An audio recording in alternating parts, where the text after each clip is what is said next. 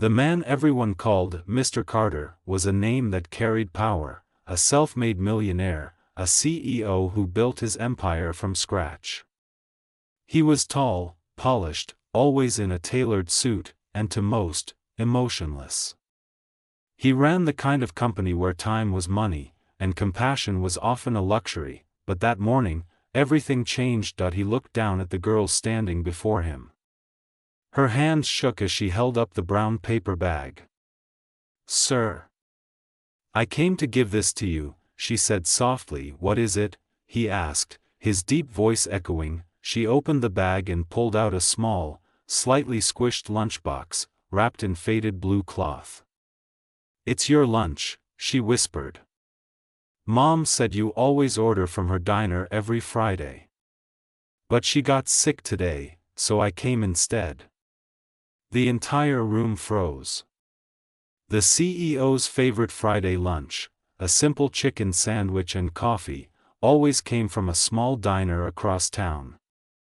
He'd never thought twice about it. But now, the face behind that food was standing right in front of him. He took the bag slowly. "Your mom's the one who runs Linda's diner?" The girl nodded.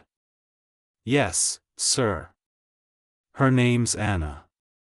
She said she couldn't call you because her voice is gone. She's really sick, but she told me, never break your word to a customer. So I came instead." Something in those words broke through the man's guarded heart. He knelt down to her level. "What's your name, sweetheart?" "Lily," she said proudly. "Lily Evans." Carter smiled faintly. "Well, Miss Lily Evans, thank you for being so brave. Your mom raised you well." He handed the paper bag to his assistant. "Cancel my meeting," he said, shocking everyone. "I'm going out for a while." Before anyone could respond, he took Lily's hand gently and said, "Come on, let's go see your mom." The drive was quiet but heavy with unspoken emotion. Lily sat in the back seat, clutching her small backpack. She whispered softly, "Mom always says good people help other people, even if they're strangers." Carter looked at her through the rearview mirror. Something in her innocence reminded him of his own childhood, one filled with struggle and loneliness. He hadn't spoken to his own mother in years, and now, a little girl's act of love was tugging at that buried wound. When they reached the diner, the smell of soup and bread still lingered, even though the place was closed. Inside, a pale woman lay behind the counter, her head resting on folded arms. Carter approached quietly and said, "Anna?" She looked up, startled. Her eyes widened. "Mr. Carter." I'm so sorry, I didn't mean to," he interrupted gently. "You have nothing to apologize for. You've fed me for years. Today, let me return the favor." He turned to his driver.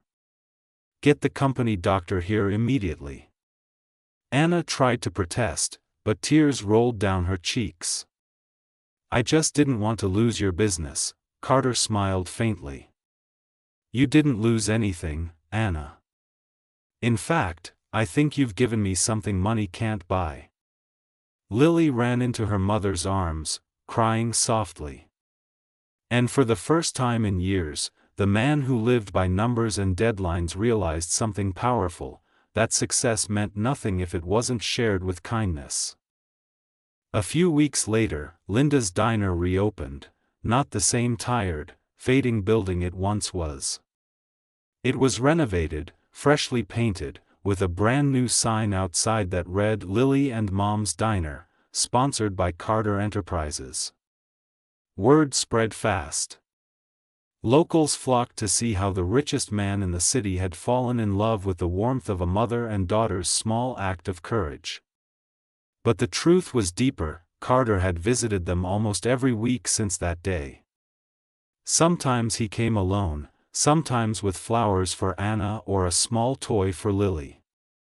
The walls that once guarded his heart began to crumble with every visit. One afternoon, while Lily helped serve coffee, she looked up at him and asked, "Mr. Carter, why do you always eat alone?" He smiled sadly. "I guess I forgot how not to."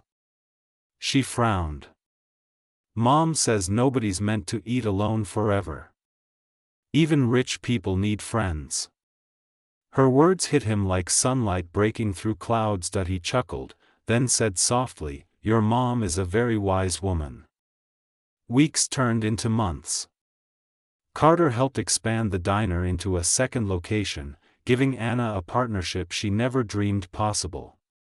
In return, Anna and Lily gave him something priceless, family. One night, as the three of them sat eating together, Lily looked up at him again and said, "Mr. Carter, when I grow up, I want to be like you." He smiled. "A CEO?" She shook her head. "No, someone who helps people." Carter froze. The words were simple, but they cut deep, because in truth, she already was.